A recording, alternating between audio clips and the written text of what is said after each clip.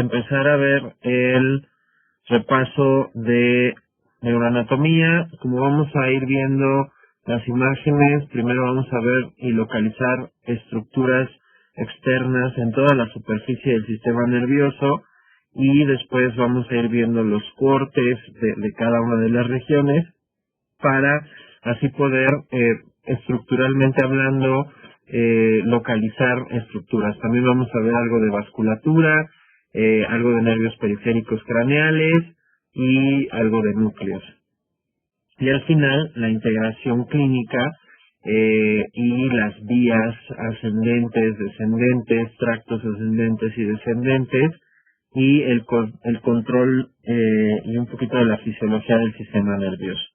Entonces, lo primero que tenemos que tomar en consideración es en dónde está el sistema nervioso. Yo puedo de manera genérica decir que el sistema nervioso se va a dividir en un sistema nervioso central, en uno periférico y en uno autónomo. A veces se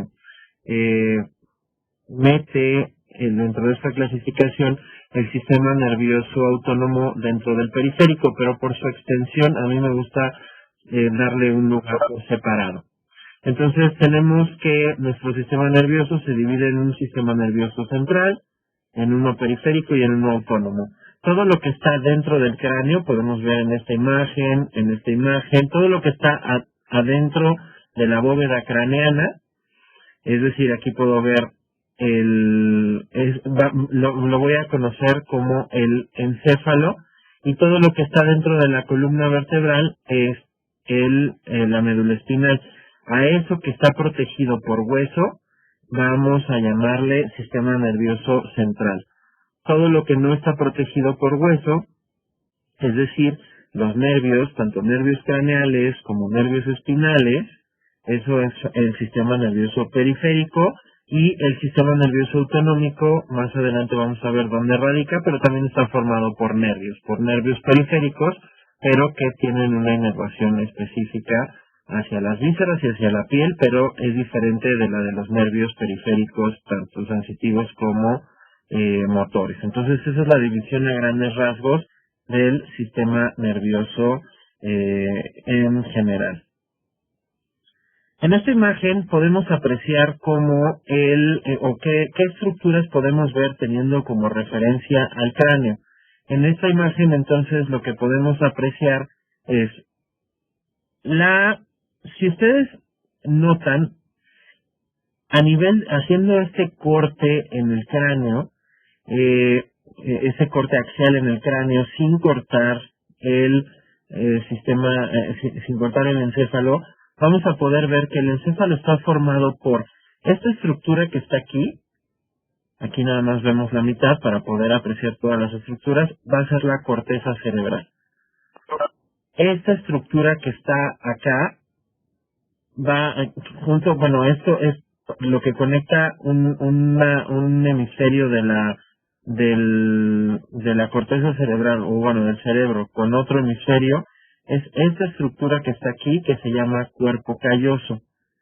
Y estas estructuras, es decir, la corteza cerebral, el cuerpo, junto con el cuerpo calloso, esta estructura que se ve abajo redondeada, que es el tálamo, que forma parte de otra estructura que se llama diencéfalo, más los núcleos de la base, esas estructuras forman lo que se conoce como cerebro. El encéfalo está conformado por tres componentes: el cerebro, que son estas estructuras que les acabo de mencionar, el cerebelo o pequeño cerebro, y el tallo cerebral. Aquí, como podemos ver, este corte más o menos estaría a nivel de una estructura de dura madre que se llama tienda del cerebelo.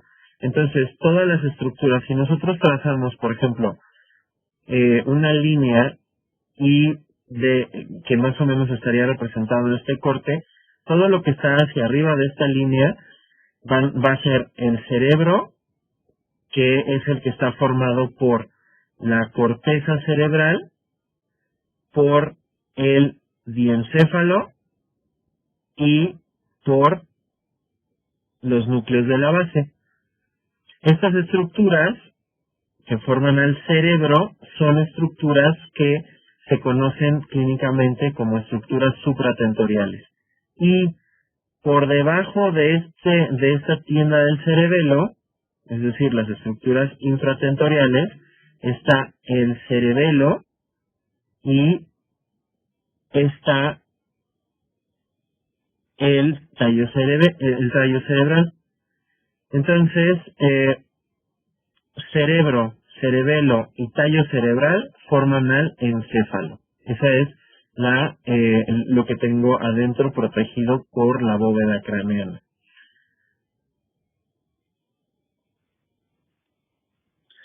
En esta otra imagen puedo apreciar en una vista lateral las estructuras, o bueno, alcanzando a ver las estructuras que conforman al cerebro.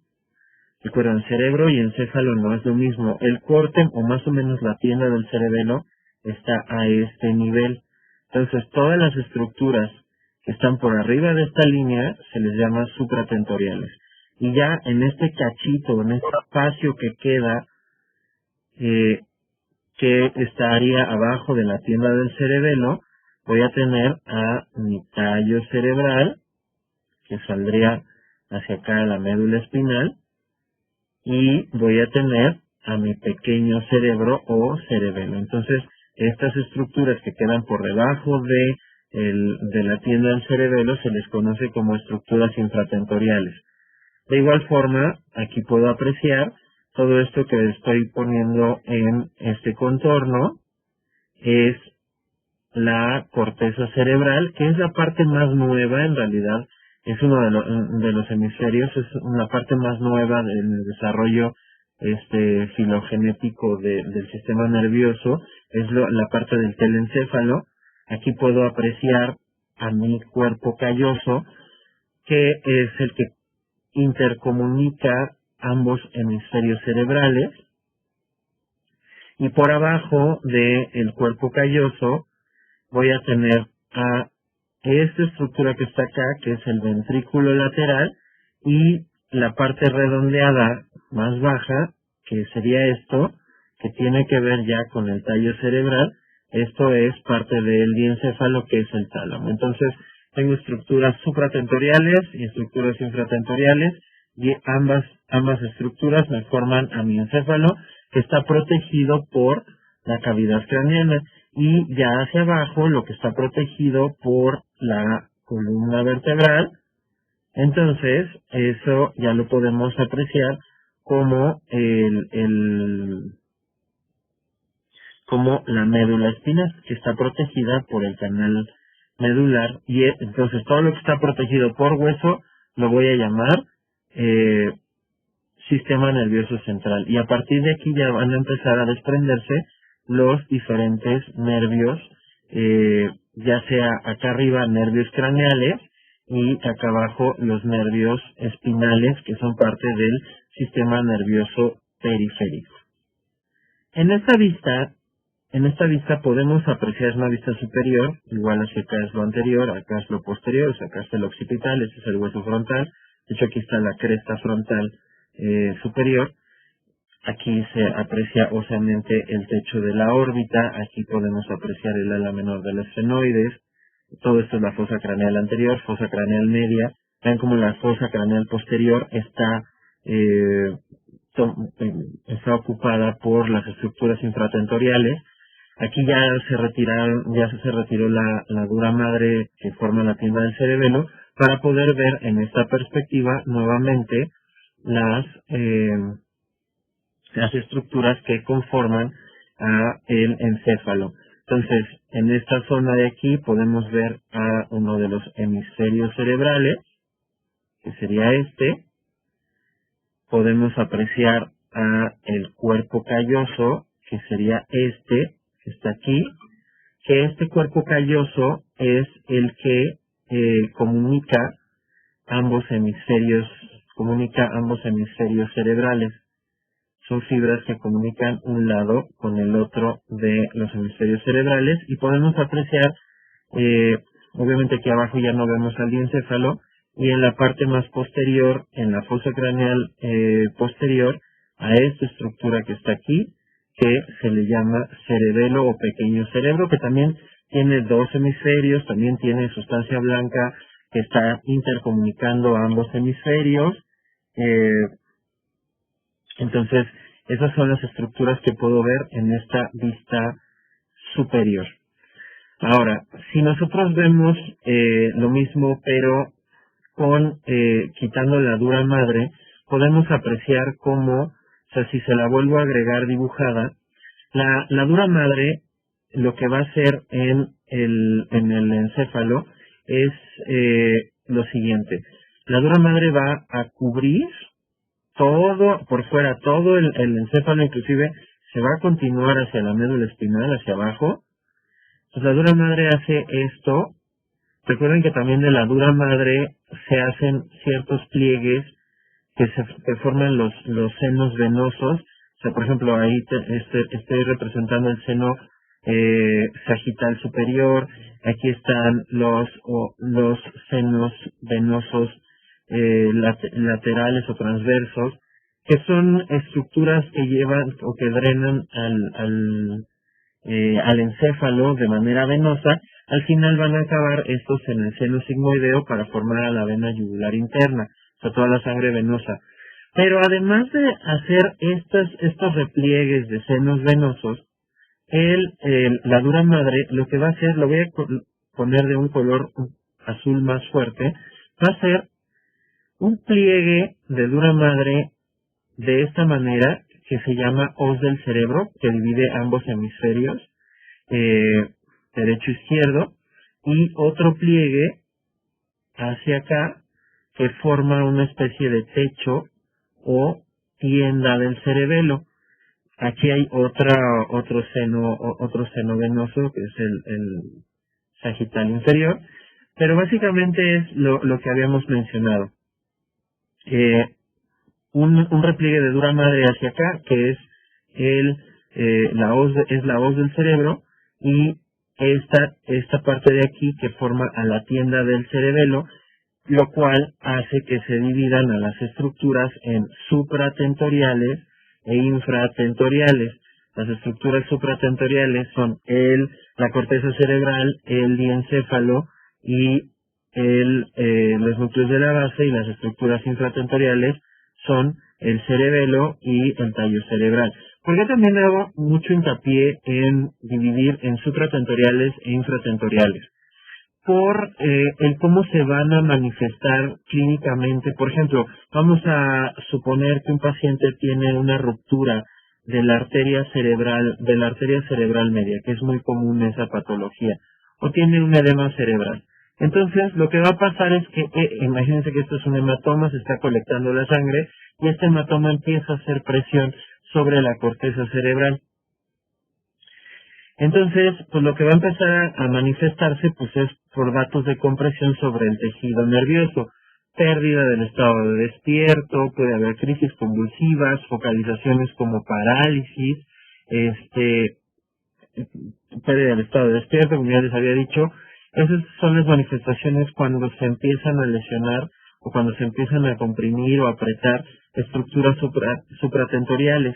Pero si esta presión aumenta y entonces empieza a transmitirse esta presión hacia estructuras infratentoriales, el problema es que hay una zona, aquí estamos viendo desde una vista posterior el encéfalo, pero en esta zona están dos estructuras que se llaman amígdalas cerebelosas, que tienen diversas funciones motoras, pero están muy cercanas a una estructura. Esto sería el tallo cerebral. Exactamente aquí está en el tallo cerebral dos estructuras. Una muy superficial que está pegado casi a las amígdalas cerebelosas, que es el centro del vómito, y un poquito más profunda, pero pegado igual en esta misma zona, está el centro cardiorrespiratorio. Entonces, si la presión empieza a empujar al cerebelo y estas amígdalas cerebelosas se empiezan a empujar hacia el tallo cerebral, aquí cubriendo parcialmente, o empiezan a presionar esta estructura del tallo cerebral, Entonces, primero va a empezar el vómito en proyectil y lo siguiente que va a pasar es el que vaya a haber problemas cardiorrespiratorios. Se ve una tríada que se llama tríada de Cushing, donde hay problemas de la presión, hay problemas respiratorios y de la frecuencia cardíaca, y por eso el paciente se muere. ¿Por qué la presión va a viajar hacia acá y no hacia los lados? Porque el único espacio grande que existe en el cráneo que puede albergar es en esta zona de aquí, que es el foramen magno. Entonces la presión es hacia abajo. Entonces, durante su trayecto ya vimos que el aumento de la presión en las regiones supratentorial son las manifestaciones de pérdida del estado despierto, convulsiones, focalizaciones como parálisis. Pero si empieza ya a presionar estructuras infratentoriales, más o menos a esta altura está el mesencéfalo. Entonces, cuando hay aumento en la presión ahí, por ejemplo, empieza a ver, como en el mesencéfalo están los núcleos de nervios craneales que tienen que ver con la regulación del diámetro pupilar, entonces empieza a ver anisocoria, que es que tengas las pupilas de diferente tamaño, y ya si baja la presión o aumenta la presión casi hasta la altura del foramen magno, entonces ya empieza a ver estas manifestaciones clínicas de, primero, vómito en proyectil, que es un vómito que se llama vómito central o que no tiene arqueo. No hay que confundirlo así como el vómito de la protagonista del Exorcista que sale disparado. Es un vómito simplemente que no tiene arqueo, que no, el peristaltismo no es reverso, y entonces sale como una cascada, por así decirlo, y después de que hay ese vómito y se empieza a lesionar el centro cardiorrespiratorio, entonces es cuando ya podemos presentar esta triada de Cushing, que es la que nos lleva a la muerte. Por eso es importante saber la diferencia entre las estructuras, bueno, anatómicamente, pues porque está arriba de la tienda del cerebelo y abajo de la tienda del cerebelo, pero clínicamente en esta patología que es frecuente, me puede ayudar a saber el porqué de las manifestaciones, simplemente sabiendo la localización anatómica. En esta imagen se puede apreciar, en la imagen de arriba ya dibujé cómo estaba, o más o menos en la posición en la que estaba la hoz del cerebro y la tienda del cerebelo, que son estructuras de dura madre. Aquí cuando yo veo un tejido cerebral así, veo los giros y los surcos perfectamente, quiere decir que ya no tiene recubrimiento, ya no tiene meninges de ninguna especie. Acá, si yo retiro ahora el tejido cerebral y solo dejo a la dura madre, entonces podemos apreciar, en esta imagen, puedo apreciar cómo se ve esto. Bueno, aquí las referencias óseas es la cresta frontal y el proceso Cristagalli en esta zona. Acá estarían los procesos clinoideos anteriores y procesos clinoideos posteriores. Es decir, aquí está la fosa hipofisiaria y aquí está la cresta occipital interna. Y entonces, si ya tengo estas referencias óseas, lo que puedo apreciar es, primero, todo esto es dura madre. Entonces, aquí está el pliegue de dura madre que forma el seno longitudinal superior o sagital superior, y más o menos por aquí estaría el seno sagital inferior, que son pliegues de dura madre para el drenaje venoso. Hacia acá y de este lado estarían los senos transversos.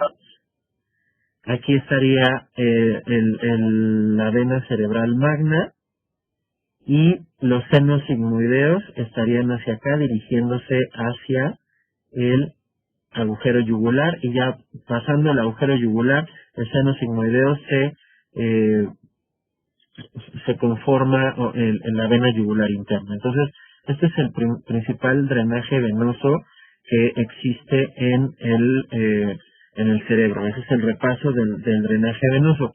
Ahora, si yo ya señalo puramente a las estructuras de dura madre, obviamente teniendo las mismas referencias anatómicas, ¿no? La cresta frontal superior, el proceso Cristagalli y los procesos clinoideos anteriores y posteriores, entonces yo ya puedo ver la estructura de dura madre que todo esto que parte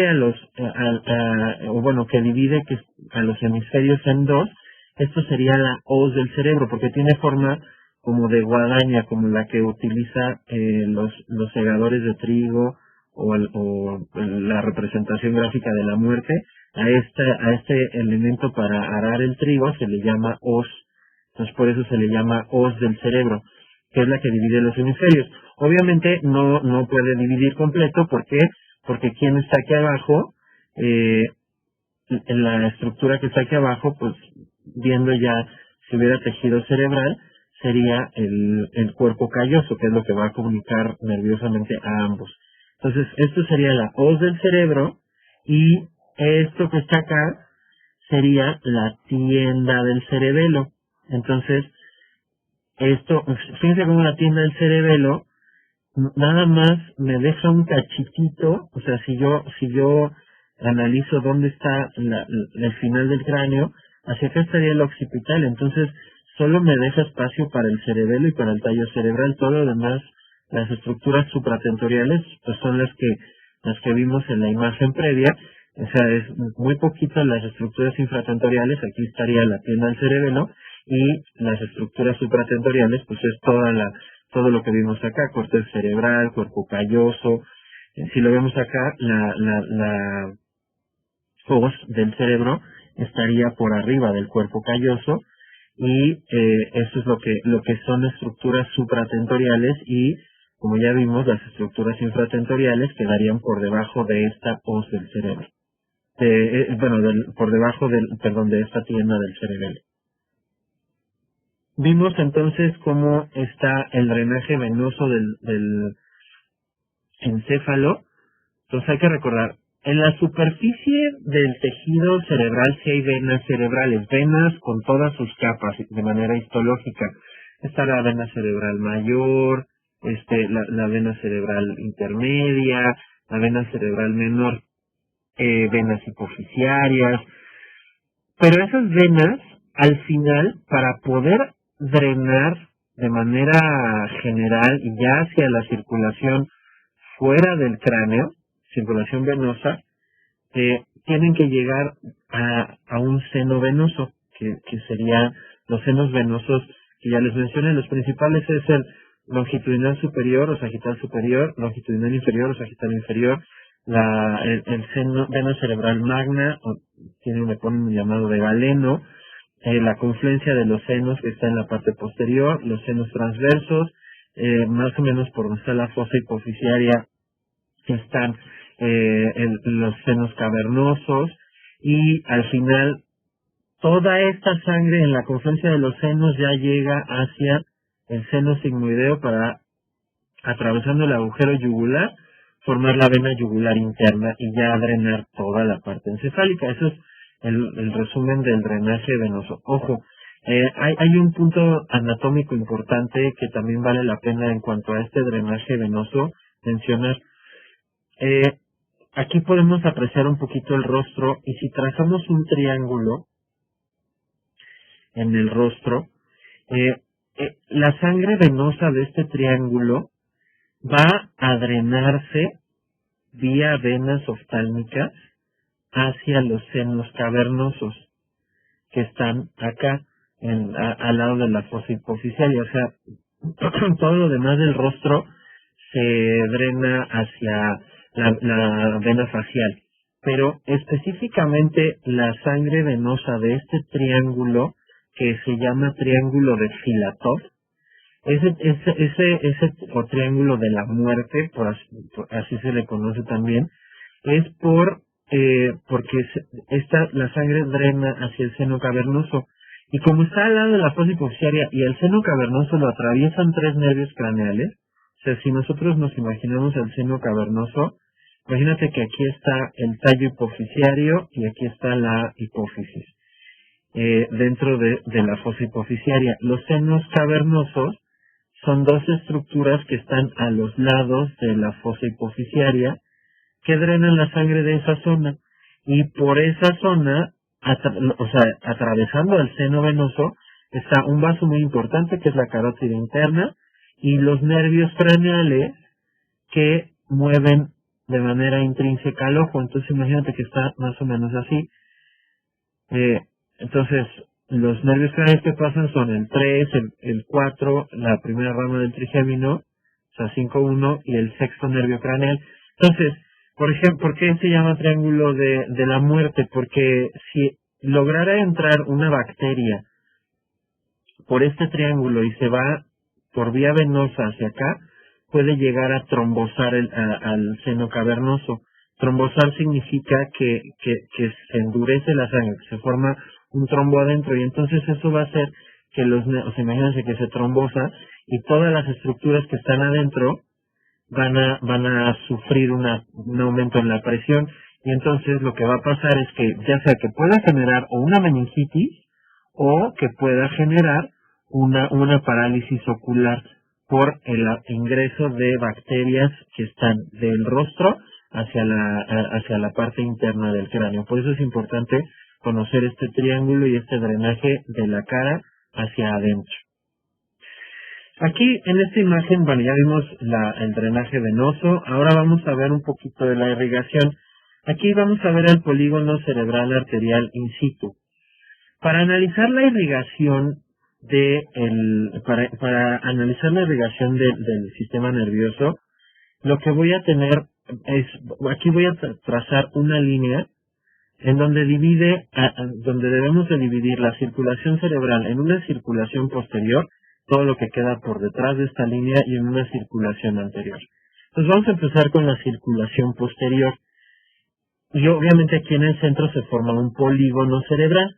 Entonces, ¿cómo va a estar la circulación posterior? Vamos a tener que la subclavia me va a dar varias ramas, hacia arriba y hacia abajo. Una de ellas son estas dos que acabo de dibujar, que son las arterias vertebrales. Las arterias vertebrales son las que se meten por los agujeros vertebrales desde la vértebra C6 hasta penetrar por el foramen magno. Una vez que penetran por el foramen magno, van a dar una siguiente arteria, o sea, se van a unir y van a formar a esta arteria que está aquí, que se llama arteria basilar, que va por toda la cara anterior del tallo cerebral, la arteria basilar, y me va a dar, ahorita no estoy mencionando las ramas colaterales, primero voy a formar la estructura completa, y me va a dar dos ramas terminales, que las ramas terminales de todo esto las voy a dibujar en rojo para que veamos el polígono, que son estas que están agarradas con estos hilos, que son las arterias cerebrales posteriores, y de acá, ya sea que lo veas desde la circulación anterior o posterior, a mí siempre me gusta verlo desde acá, entonces me va a dar una arteria comunicante posterior. ¿Por qué se llama comunicante? Pues porque es la que me va a comunicar la circulación posterior con la circulación anterior. Entonces, esta es la mitad posterior del polígono cerebral arterial.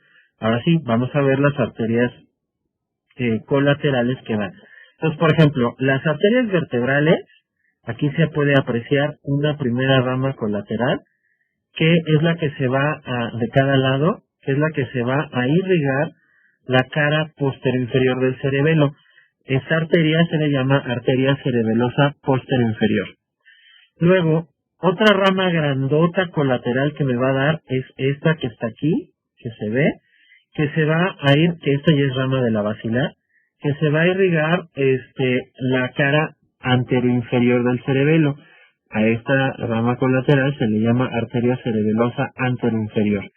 Y luego la otra rama gordota que se ve acá arriba, que es esta, es otra arteria, que también es rama de la basilar, que va a irse a irrigar la cara superior del cerebelo. A esta arteria se le llama arteria cerebelosa superior. Y dentro de su trayecto, la arteria basilar va a ir dando estas pequeñas ramitas que podemos ver aquí, también colaterales, que se llaman arterias pontinas y que se encargan de la irrigación, sobre todo del puente. Acá, por ejemplo, puedo ver que de la misma arteria vertebral salen algunas arterias medulares anteriores que irrigan a la médula oblongada en su parte anterior y pueden bajar para irrigar la parte de la médula espinal anterior. Entonces es la irrigación de la médula oblongada y de la porción cervical de la médula espinal. Y acá antes de dividirse y dar sus ramas terminales, la arteria basilar va a dar unas arterias que se llaman arterias perforantes, que son las que se van a irrigar a el mesencéfalo. Estas son las que, por eso los núcleos rojos se ven rojos, porque le dan una gran irrigación a el mesencéfalo. Entonces, como pueden apreciar, esta es la circulación posterior del cerebro, dada por las vertebrales, la basilar, la cerebral posterior, y la comunicante posterior, y las colaterales, que de las vertebrales pues va a salir las medulares anteriores, la cerebelosa posterior-inferior, anteroinferior y superior, luego vienen las pontinas y las mesencefálicas perforantes. Esto, por ejemplo, si yo veo en la fosa interpeduncular del mesencéfalo, tengo una región que se llama sustancia perforada posterior. ¿Por qué perforada? Porque están estas arterias perforantes. Y la parte que forma la porción posterior del polígono cerebral es la cerebral posterior y la comunicante posterior. Si nos vamos a la otra, a la circulación anterior, esta está dada principalmente por este tronco que viene aquí, que es la carótida interna.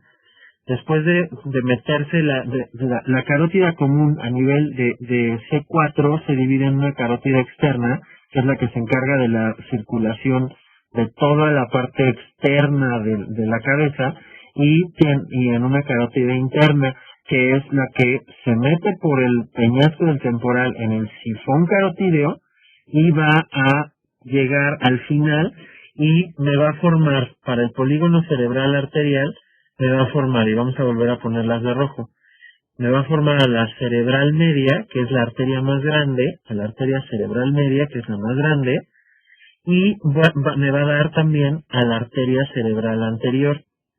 Esta arteria cerebral anterior se va hacia la parte interhemisférica y lo que queda es una rama que está aquí, que es colateral y que cierra el polígono cerebral arterial, que es esta que está aquí, que es la comunicante anterior. Entonces vean cómo ya quedó este polígono cerebral arterial completamente cerrado. Y en la parte interna del polígono cerebral, o sea, está rodeando a donde está la fosa hipofisiaria. En la parte interna de este polígono hay unas arterias que se encargan de la irrigación de las estructuras centrales, como el tallo hipofisiario, la hipófisis, parte del diencéfalo, todas las estructuras que quedan exactamente en el centro del polígono cerebral arterial. Entonces, si nosotros hacemos un resumen de cómo está las arterias cerebrales, cerebral posterior, cerebral media y cerebral anterior, distribuidas para la irrigación, la arteria cerebral anterior irriga toda la corteza prefrontal y la corteza del lóbulo frontal también, que está interhemisférica.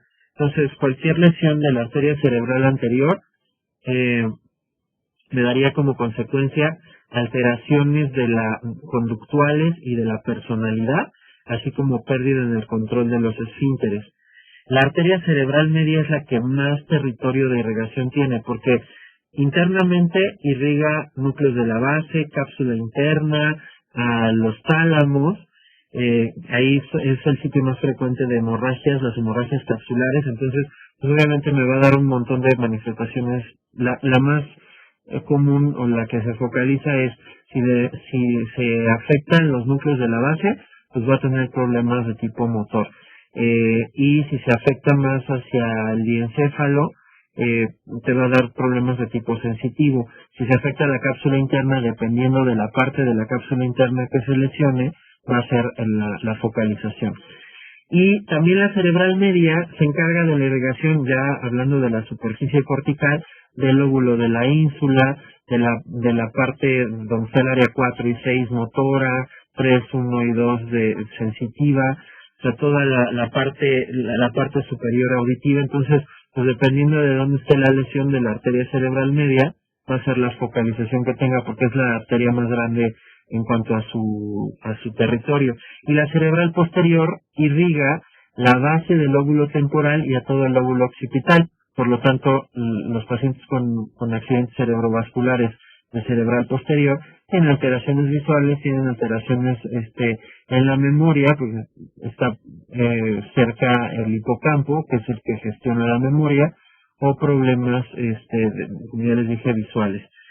Y variantes anatómicas normales, puede haber ausencia de comunicante posterior, que es muy frecuente, no pasa gran cosa y de hecho se detecta a veces por estudios de imagen de una angiotomografía y lo encuentras de manera fortuita, es decir, pues ni manifestaciones clínicas tenía, pero viste esa variante anatómica. Y sitios más frecuentes de ruptura o de formación de aneurismas es en la comunicante anterior. Ahí es el sitio más frecuente de aparición de aneurismas en la circulación cerebral. En la imagen previa vimos al polígono cerebral arterial desde una vista inferior y cómo rodea a las estructuras. Por ejemplo, aquí puedo ver los núcleos mamilares, donde está el hipotálamo. Aquí ya, bueno, se perdió el tallo hipoficiario, pero bueno, es rodeando donde está la fosa hipoficiaria. Si ya solo dejamos al polígono cerebral arterial y cómo se forma, entonces vamos a poder apreciar cómo está. Nuevamente vamos a ver cómo están las arterias vertebrales que se unen y forman a la arteria basilar, obviamente todas las ramas colaterales que ya vimos, y me da a la arteria cerebral posterior, que serían estas de acá, la arteria cerebral posterior, y la comunicante posterior, que esa les digo que puede existir o puede no existir. La carótida, en la imagen previa la vemos desde abajo, la vemos muy gruesa, porque estamos viendo desde abajo. Aquí como la estamos viendo desde arriba, la carótida sería esta, que está aquí, y ya después de haber penetrado al cráneo, entonces me va a dar a la arteria cerebral media, que es esta grandota, y si se fijan, más o menos por esta zona estaría la región del tálamo, la cápsula interna, el diencéfalo y ya las ramas que se van hacia la parte cortical. Y como de acá también sale la arteria cerebral anterior, está la arteria cerebral anterior y la comunicante anterior para formar el polígono cerebral arterial que, como les dije, si trazamos una línea, aquí está la circulación anterior. ¿Quién trae la sangre de la circulación anterior? Pues la carótida interna. Y la circulación posterior, las arterias vertebrales. La carótida interna es rama de la carótida común, que a su vez la carótida común del lado derecho es rama del tronco brachiocefálico arterial. Del lado izquierdo es rama colateral directa del arco aórtico. Y las arterias vertebrales, que son las que llevan la circulación hacia la parte posterior, vienen de las arterias vertebrales, que son ramas de las subclavias a nivel del cuello. Y así es como se conforma la circulación, tanto anterior como posterior, del sistema nervioso. Y recordemos que cuando hablamos de eventos vasculares cerebrales o EVCs, puede haber de dos tipos, o que a lo largo del tiempo alguna de estas se vaya obstruyendo, o que llegue un embolismo desde el cuello, desde el ventrículo izquierdo, y que viaje hacia esto y tape. Entonces me va a dar un EVC isquémico, y ese normalmente las focalizaciones es un inicio más insidioso, es más tardado, y va dando así como un poco de dolor, pero el dolor es progresivo cuando es isquémico. ¿Por qué isquémico? Porque pues obviamente al obstruirse el vaso sanguíneo disminuye la circulación de la parte afectada. Y el otro tipo de EBC es el hemorrágico, es decir, por un aumento en la presión arterial y que estos vasos ya estén calcificados porque es un paciente anciano, es un paciente que ha sido hipertenso, pues entonces que esto se rompa y entonces me da un EBC hemorrágico, que ahí pues es de inicio súbito y ahí puede poner en riesgo la vida, por lo que habíamos visto previamente, que es que aumente la presión intracraneana. Entonces esos son los dos tipos de EBCs. Por eso el gold estándar o la prueba diagnóstica por excelencia para diagnosticar problemas vasculares es la tomografía, porque es muy rápida y te ayuda a descartar que sea un EBC hemorrágico que pueda poner en riesgo la vida de un paciente porque se le haya creado un hematoma interno, bueno, dentro de la bóveda craneana y que aumente la presión y entonces que ya me pueda afectar estructuras infratentoriales. Entonces, esa es como la primera parte en cuanto a la irrigación. Y si hablamos de las cubiertas, por ejemplo, aquí tengo una disección de todas las cubiertas que tiene el cráneo, entonces podemos ver que está la piel, luego está el tejido subcutáneo y luego viene la parte de la fascia del músculo temporal, el músculo temporal, y aquí vemos el hueso. Esto es la parte de afuera del cráneo. Pero si ya vemos las capas internas, aquí en esta pinza está agarrada la dura madre, en esta pinza está agarrada la pía madre, entre las dos están aracnoides y luego está el tejido cerebral. Entonces aquí puedo ver perfectamente todas las capas que tiene el cráneo. Entonces, como les mencioné, aquí vamos a tener entonces la piel, esta es la piel, luego viene el tejido subcutáneo, luego viene la fascia del músculo temporal, luego viene el músculo temporal y luego viene el cráneo. Esas son las capas externas. Y ya si veo las capas internas, voy a ver que esta es la dura madre, entre la dura madre y la pía madre, que sería esta, entre las dos está la aracnoide en esta zona y finalmente y en la profundidad pues voy a tener al tejido cerebral. Entonces estas son las capas que tengo de recubrimiento desde la cabeza, bueno, desde la parte externa de la cabeza hasta llegar al tejido cerebral.